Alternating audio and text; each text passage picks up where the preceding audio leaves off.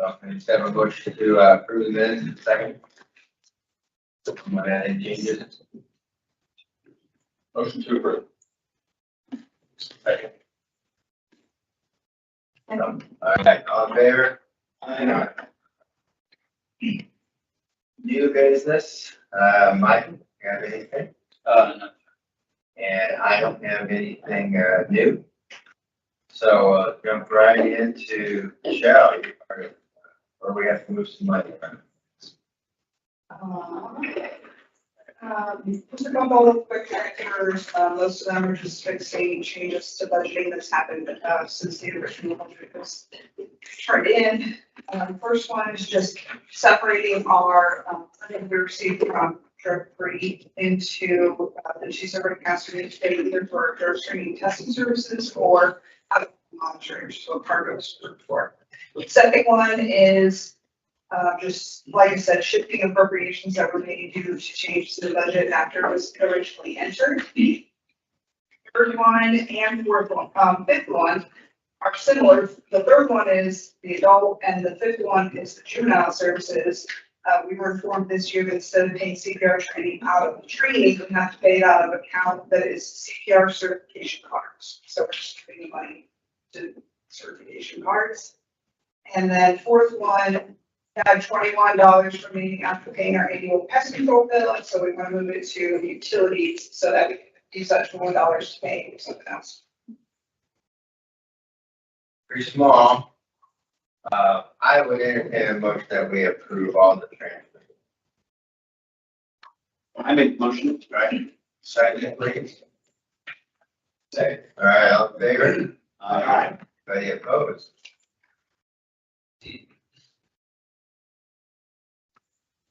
Now, down to our vehicle.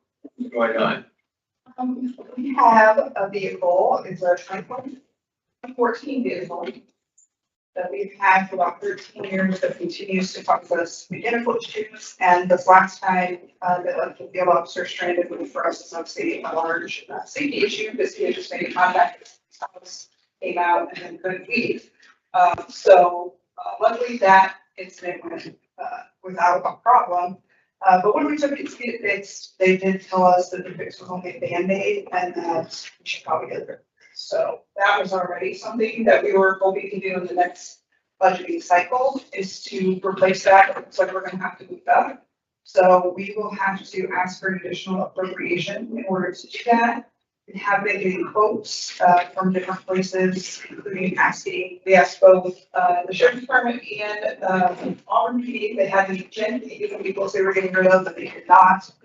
So then we could start asking at dealerships, we did ask for pricing, had a lease vehicle distributor. That one I think is more than what we need because it has, it's a pursuit model, so that's bigger engine, different shocks, hookups for light bars, all these things that we don't need. So our focus is more just going through a local dealership. And so far, the best quote that we've received has been from Shepherd's for Chevy Equinox.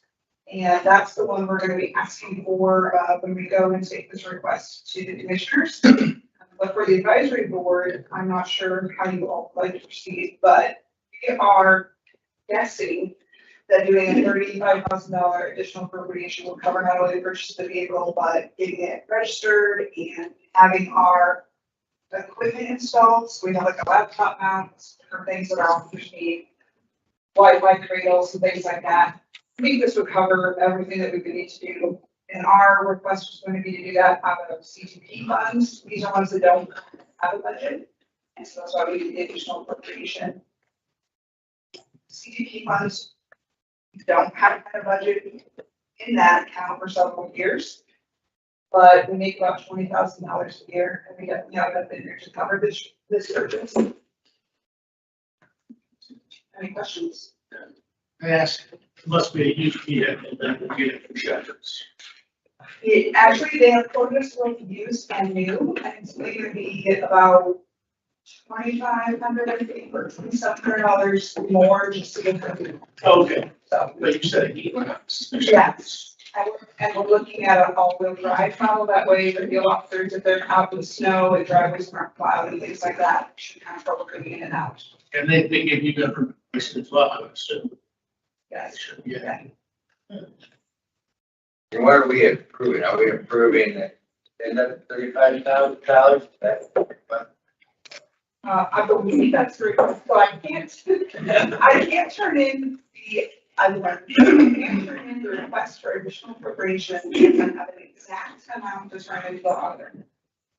Which I don't have until I get every quote and they decide which vehicle they're not going to purchase. So I, put vote on there only in seeing how you all would like to proceed. If you'd like to approve up to that amount, and then you as the chair would have permission to sign the final appropriation document once we got it done. You'd like to vote similarly. She's going to, is that? We are. Just so you guys know, once you guys approve the appropriation, then a bunch of paperwork comes to me, and I sign on. It goes to wherever it goes, downstate.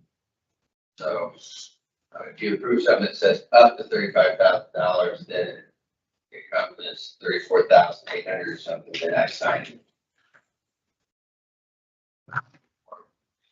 Put it off. No, sorry. I'm looking for a vehicle. They got any input, any ideas on this? I think another option would be, if you wanted to, saying that leave it to the executive leader of the advisory board. Make final decision, I can send out details. I do go to the commissioners on Monday to ask for the final approval for the specific vehicle. Obviously, they can decide they don't agree with the one that we're pushing forward as the front runner. They can choose a different one that the other vote for. I think if the funds are there and we haven't had anything budgeted out of that, I think that we should go forward. So I make the motion that we appropriate up to $35,000 for the purchase of the vehicle. When any discussion? All in favor? Aye. Opposed?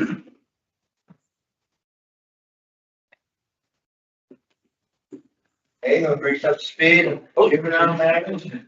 Right, yeah, as the academic year is progressing, we're seeing an increase number of participants on the program, which is as expected. Currently, we have 10 participants on the program, 2 DeKalb high school, 3 middle schoolers, 1 Eastern high schooler, and 1 middle schooler. And for Garrett, we have 2 high schoolers and 1 middle schooler. We have several that are waiting intake. In terms of programs, we're going to reintroduce the Boston license course. Again, the remainder of this festival along with an in-depth faith education program, as well as doing a junior achievement, kind of a career exploration with the students. In terms of training, we've all kind of dealt with cybersecurity, CPR, anti-harassment, and in-depth facilitator certification program. So that's for the new certification. Flying through things. The next is to deal with the grant application. John, I'm turning it over to you, send to me. Your question, The first update I want to do is just juvenile grants. We did receive back a couple of questions on not only our juvenile corrections grant, but the behavioral health additional that we had heard in the last meeting.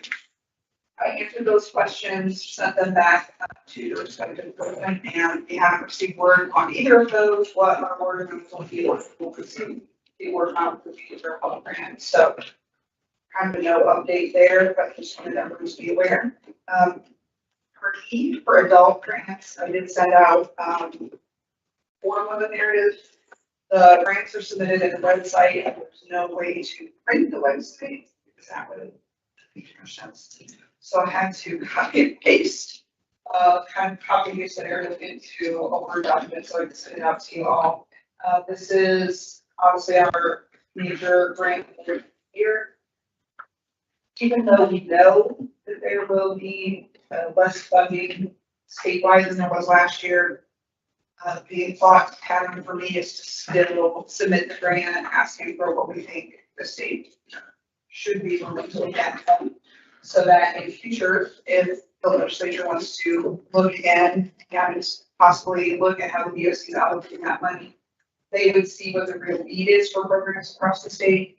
So what I have proposed here for you all to approve is still an increase in our grant funding, even though we know we aren't going to get it. So for the pre-supervision part, which covered a lot of administration, it covers pre-trial, it covers what we would consider more the home detention and field services. That is a 50% increase from what we're receiving for 26 is what I'm going to be requesting for 27. And then for residential services, it's about a 2% increase. That's really just covering a request for staff raises in the wages category.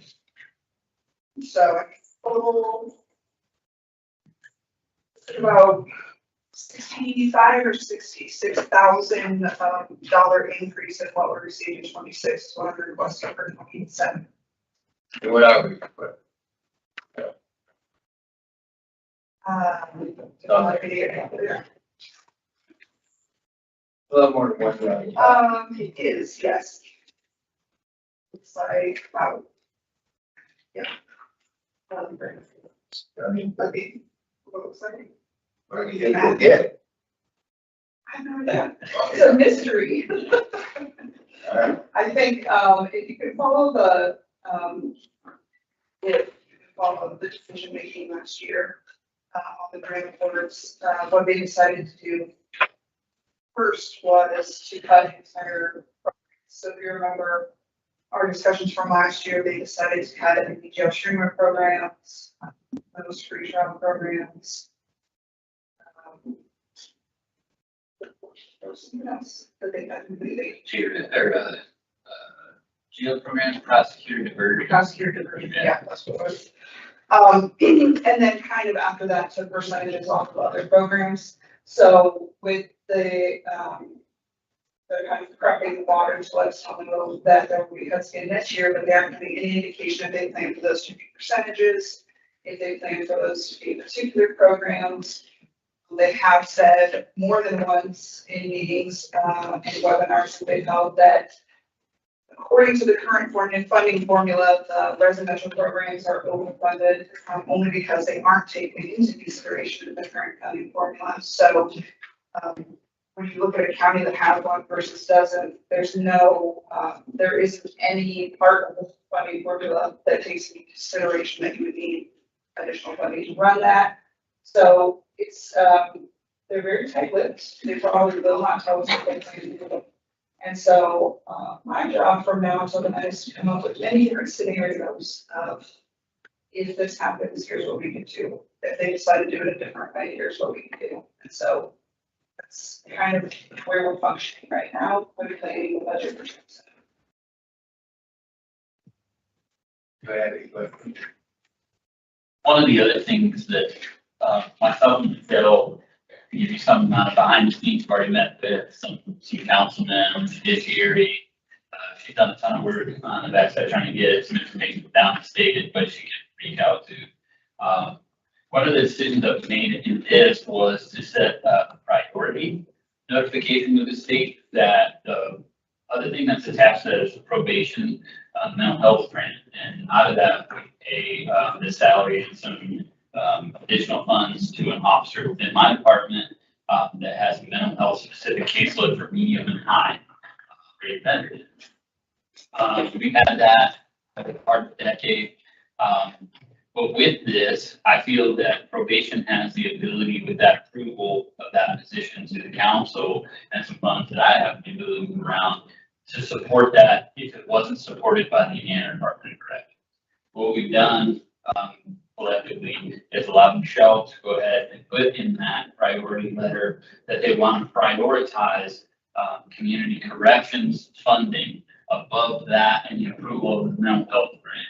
And for us, we're hoping that that swing of $60,000+ can also cover what they will approve for her if they look at it and say, okay, well, DeKalb said they can internally take the loss of that probation grant.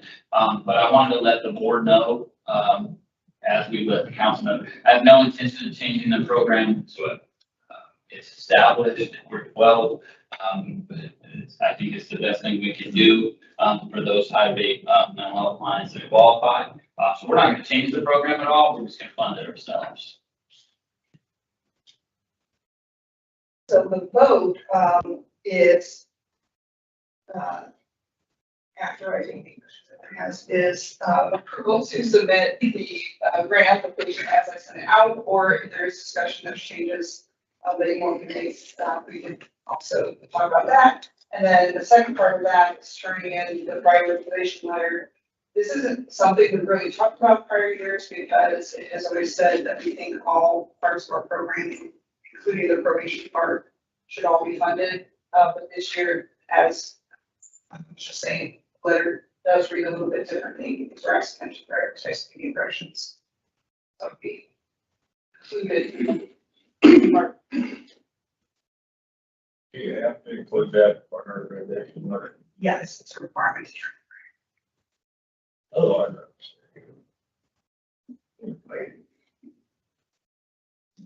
Well, it's, playing the guessing game, if they go by program, we take a guess that that's the idea, that they'll look at that and go, which ones can we cut? Well, probation has money from other sources. We're just gonna look at that instead of going by percentage or anything else. That's kind of the way they did it last year. So we figure that we're, getting ahead of the game by just giving them an answer to how to help out our budget. I think you are, and the truth of the matter is, I bet, sit down and pretty much figure out what they're doing. Just let me know about this. So his story. I would love to hear that story. Last year, we received an email every year, and it contains a chart every county receives from the Justice Committee's investment funding, which program they're giving it to. This year, we received the chart and began looking at it, and was hours later. Yeah, if that might have been, yeah. A couple hours later, we received a second chart with different amounts. I said, you don't look at the first one, look at this one. What we have since learned is that the first one is what the Community Corrections Division of Department of Corrections presented to the DOC Commissioner as what they recommended. He, we are told, left the meeting and bring those recommendations, and then the next day sent them a new list with new amounts of what he decided to do, and that was the second chart we all received. Isn't that handy? So, yeah, their general practice was they thought, well, this is the standard. We put this in, he agreed with it, so they just sent it out. We both went through, we're like, okay, we can handle this. And then a couple hours later, we're like, oh, man, what happened? Completely different, numbers different, program, almost impossible between the two, or what we're told the funding is determined on, really figure out how that decision was made. But ultimately, you look at a board, gave them a recommendation, and then he kind of went back to his office with a pen and a ruler and decided to just scrap that program. That's what we're guessing will happen again this year. They will recommend certain cuts, or maybe they'll figure it out and actually meet beforehand and have an idea, but I have that, we'll see. That's a great story when you think about it. It's kind of like somebody send the internal memo of what we're willing to pay. They meant to send you. And then the question becomes, what's the first one? Yeah. So before we do that vote, I'll talk about the second one under approval of grants. I've listed the IFCS pre-trial services grant. There is a pilot funding controlled by the Office of Court Services that can be used for consulting courts and pre-trial programs. Last year, the majority of the pre-trial programs were cut. Justice Readjustment funding. A lot of those pre-trial programs had to turn to IFCS and say, can you help us, Josh is the one that wants all of these pre-trial programs. She's the one pushing this and having funding. They were able, understanding what's to move some funding around and find additional funding to help some pre-trial programs, not enough to cover everyone. So I have also prepared and included in the packet an application for funding from that source for our pre-trial program in the funds that that's part of what our cut is. For 2027 funding, that would be another source of funding. I'm not especially hopeful that there are going to be funds available. I think they were already spoken for.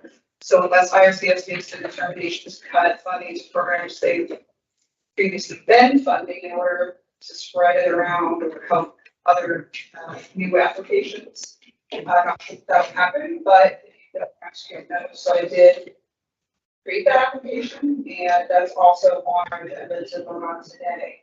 I can turn them both in. For several years, they have said you're able to vote in and asking for technically the same thing.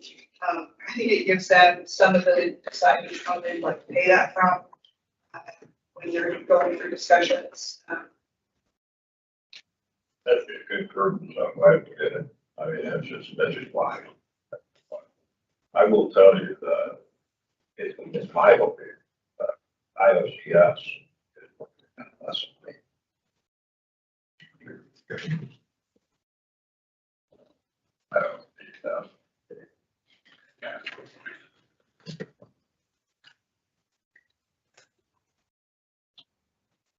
I think it's worth as much money as we can. It's worth emphasizing that the waters that Michael and Michelle are having to navigate in our current climate, particularly in light of the lack of communication from the state, are very difficult.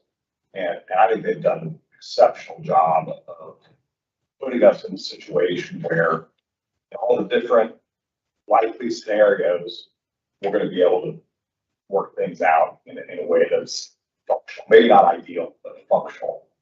And so I totally support what has been put together here. I think it makes a lot of sense.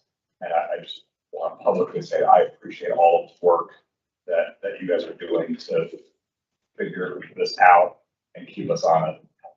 Thank you. and I want to echo it, as Sheldon before, you're seeing what the situation is. You're adapting and trying to pick the best courses to navigate, but it's tough right now. Like this folks said, there's a lot of communication. They don't know the actual internal bugs on it. So really, it's really outstanding. Another thing that I hadn't mentioned that I think might be important for everyone on board to look to is there's another change in the application for this year is they are asking for a separate document detailing what is paid towards your community corrections programming from County General. This is never something they've asked for in the past. County General's been included on the overall budget they have to put in, but they're asking for a separate document this year that details what's paid on County General. If you try to read their funds, which is kind of dangerous territory. My read of that is they're trying to get an idea of what counties are already contributing from County General or other sources towards their programming versus other counties throughout the state who have no contribution from anywhere other than their own budget and their funding. I would like to believe the thought process there is that they're wanting to see that they're the counties that are contributing from County General or other sources versus those that don't really seem to have a lot of their own buy-in and aren't really putting anything towards their programming themselves. So in that vein, I'd like to think that was a little better said than some other places because our county over the last couple of years has significantly increased what they are contributing to the program. So on that document, not only am I listing the dollar figures for coming from County General for us, but I'm also including a section about in-kind services. And so I've asked human resources and IT to give me an idea of if they can put a dollar figure on what kind of services they offer us. We obviously aren't paying for any of our sources. So also an attachment that I have to the grant. And so that's my plan for that. Waiting for 2 more numbers, and I think that document clearly determined as well. You're absolutely right. They're trying to determine cash in. The problem is they stop short.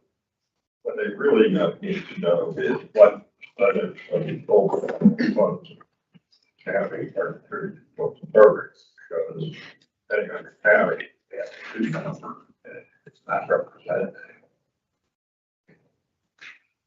But I don't think that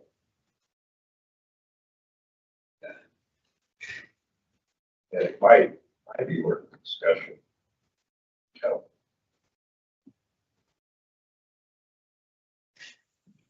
Michelle's description is appropriate, throughout my period of time here. My ability to speak directly to a councilman, commissioner, is immediate. They're more than happy to get educated on anything we're doing here. We asked for a meeting, we got one in a week, this time. You notice the tone, the rep here. For me, the last thing, I'm hoping that they always take into consideration, what we kind of move past. We see it a lot, you know, I think it's in the notes. We give a lot of, positive comments towards the evaluations, but DeKalb County Community Corrections, other than, our treatment courts, has probably the largest number of external evaluators. They come in here and walk around, measure even the temperature of the water as it comes out of the tap. And my hope is that all of those evaluations are taken into consideration, because her evaluations out here in Mr. Ford down there for RWF have been at the highest level. They do an amazing job out here, so I'm hoping they also take those into consideration for the people who are following the actual directives in the Indiana Department of Corrections. When they look at it and say, this is the programming that we really expect to see in your facilities, that's what's happening out here, and all of those reviews have shown that. So my hope is that's the other thing you will see, because I don't doubt that there's at least a program or two out there in the state of Indiana who decided to operate however they choose so that they can get funded. I'm hoping that they take those evaluations into consideration. Anything else? So, we need a vote to approve your priority letter, a vote to approve, you, submitting the grant application for. it's the priority letter, isn't it?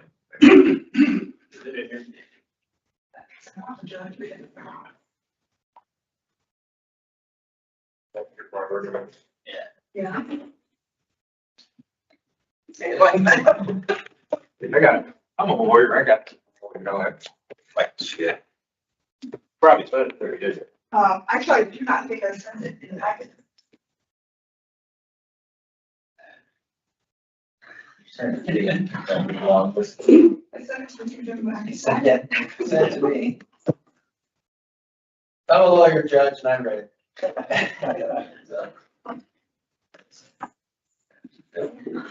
Good luck. Looks good. I'll put the motion to the prioritization letter and grant application. Second, please. Second. All in favor? Aye. One opposed. Okay, that passes. Great. Unanimous second by all three judges at one time. So then we Just put it to the three of All us. right. Michelle says we also need a vote, for the pretrial grant, so we can submit that. A motion. You have a motion. Second, please. You have a second. All in favor? Aye. Opposed. All right, so Michelle, tell us, about why we must switch streaming around, and, for the new folks, I'll tell them scram it. Okay. All right.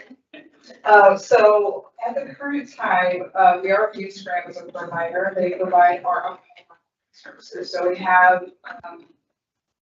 a device that you can carry around. It's basically a portable test. We also have an anklet device that tests through the skin for any alcohol consumption. And these are things we've been using for several years for them. They approached us, we needed to renew our 3-year contract with them for the alcohol monitoring services. They approached us saying that they have a new GPS anklet. We had in the past, when we went to our current provider, we had also let them come and pitch us so we can look at their GPS anklet, and for a couple of reasons, we had gone with the one that we are currently using. They said, we have a new device, we want to come and show it to you, and we'd like to include it in your 3-year contract if you decide that you'd like to use it in the future. So including in the contract, it didn't seem like a problem because if you don't use it, then they don't charge us anything. And if we do decide to use it, we don't have to go through any contract and all these things. So they have brought anklets to us. We are testing them out. Last time our concern for their anklets was some concern about losing signal in certain very rural and distant areas of the county, and also the battery life isn't quite as long as our anklet. So far, the testing has been going well for us, and the accuracy seems much improved. May actually be better than our current anklets in certain areas that we know are trouble spots. We've driven it out there and kind of tested it. One of the benefits of possibly switching to this provider would be they have created some sort of state contract so that any organization or jurisdiction that joins in the state of Indiana is that same pricing, and that pricing is 65 cents less than what we're paying right now. So it could be a significant cost savings for us to go this direction. What we want to finish doing during that testing period is finish looking at the battery life for the anklets, because that could cause us several issues. Obviously, the person's anklet battery dies, that means we no longer have tracking on them. And so we have a lot of pools we're not charging and what their responsibilities are, but as we know, our participants don't always follow the rules. So we want to make sure we're not doing ourselves any trouble there. And the software system that we use to receive the alerts, put the schedules in, and so on and so forth, doesn't seem to be quite as user friendly as what we have now. So we want to make sure that it gives the same alerts that we receive now, that we would have proper ways to respond to those violations and alerts, and that scheduling would be a problem for us. So, but this is another one where I think the board needs to decide how they would like to proceed. If they would like to just give us the authority to make the switch through the other is necessary in the next couple months. If we want to wait until the July meeting to actually make the switch, the board has to approve, or if it's something that you'd like us to take to the executive committee, if we make a decision to switch. We have all your testing done by the June I'll have it up for that. probably in the next week or two. What's the time frame in terms of the contract renewals and when there would be any kind of pain point in terms of not taking action? Well, we just renewed the contract with Scram, it's a 3-year contract for the testing services, and as I said, they added GPS in, so we're actually covered for the next 3 years for that. Our other provider just requires a 30-day notice that we're going to stop services. We can really do it anytime. And I think we'll be done kind of with our testing and whether we feel it's a good idea or not, probably in the next week or two. All of our commitments have GPS. No agency. No. Right now, we're using Scram only for the remote breath portable device and the camping, which does not have GPS. What did you say about GPS? It just floated over me. They want us to switch to their GPS anklet instead of the provider we're currently using.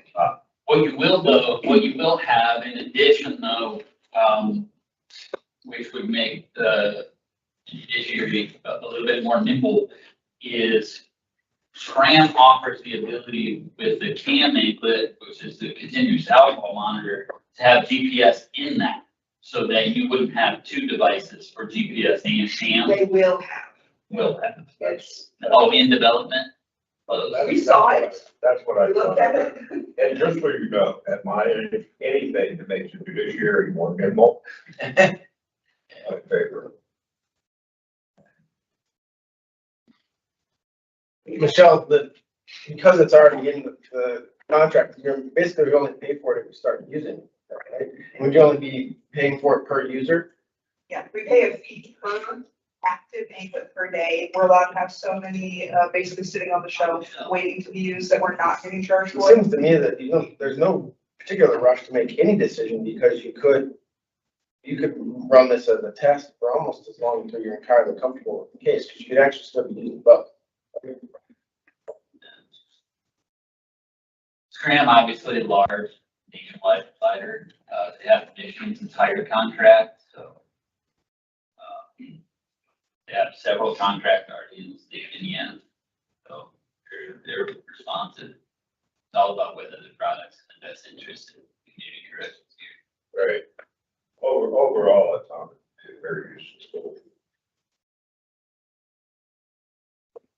I would be in favor of the board authorizing the executive committee to make a final determination after the testing has been completed. Based on what I've heard, if the testing continues to go as the initial returns have been, I think the comfort level with this decision. I agree. So I would like to second that motion and just kind of, that's just. Okay, Boy, I understand. we'll let the executive board make a decision. All in favor? Anyone opposed?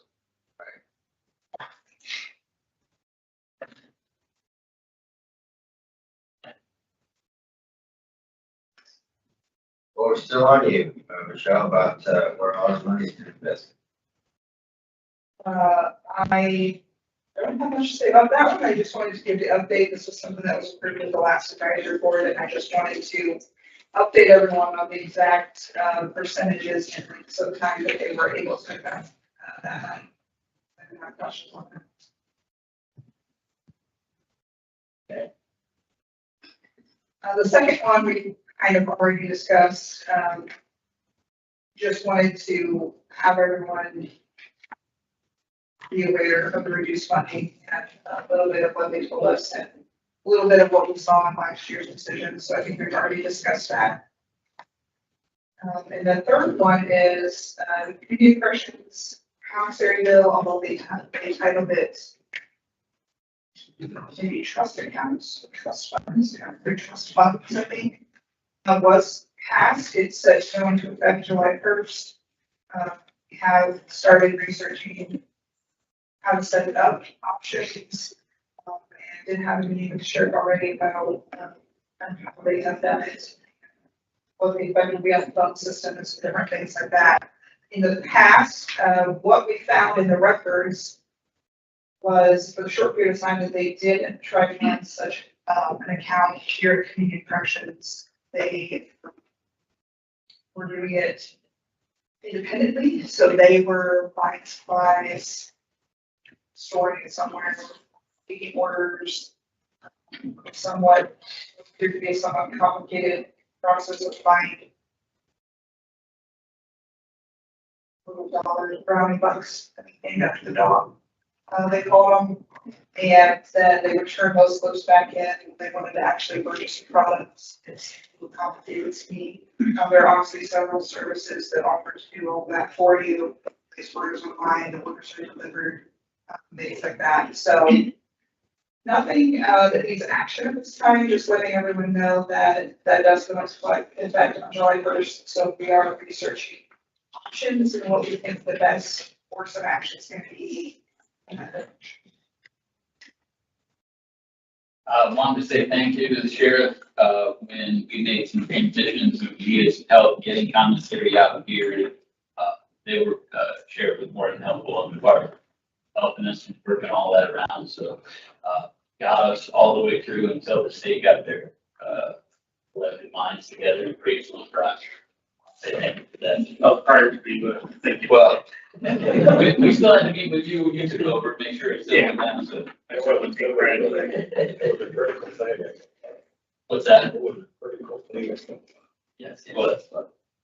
Needed that. Does anybody else have any other business comments? Anybody have anything you want to say? All right. Next matter is a matter of whether we want to keep our 7:30 time or 8 o'clock a.m. I would love 8 o'clock, but that's just me, it's just gonna work. It's ready to February, coming back up here. So. Okay, with 8 a.m. unless it's the fourth Friday, I have a pre-committed meeting every Friday, 30, and it's 2 hours away. That's, we'll be able to make those, but third. I personally like 7:30 myself, it's, gets things out of the way. Okay, but everybody gets up. I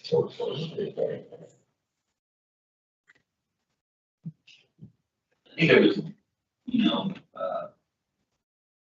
when I got here, I know that community corrections was, still, having the meeting in the annex building, very, everybody was close, got it done. Now that we're out here, obviously we still want to have respect. Issue, but I know those schedules have changed, what you do and don't do when you have work. Michelle and I both had no background on why 7:30 and everything else. So in that discussion, correct, and open it back up to this group, making sure that that schedule still does work for everybody, or if we want to move it later. I'm okay with both, but we didn't really have the history. We just knew that that's the way it's always been done, and not the way to continue behavior, right? Right, yeah, well, I believe it was 7:30 was a compromise, I believe I wanted 6:30.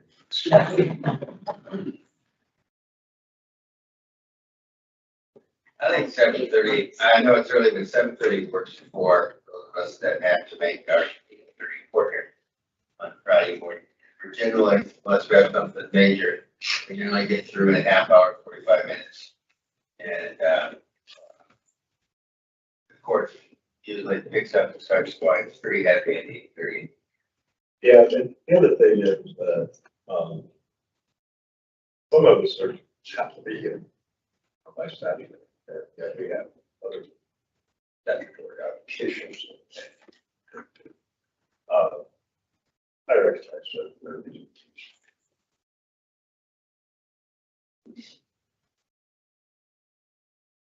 Anyone else? Right, sure. Does sound like we're gonna keep it 7:30. That's okay, I didn't feel real strong either way, I can make it work. I just thought we were gonna. On this. Our next meeting is on there on June 26th at 7. I know, very meeting, thank you.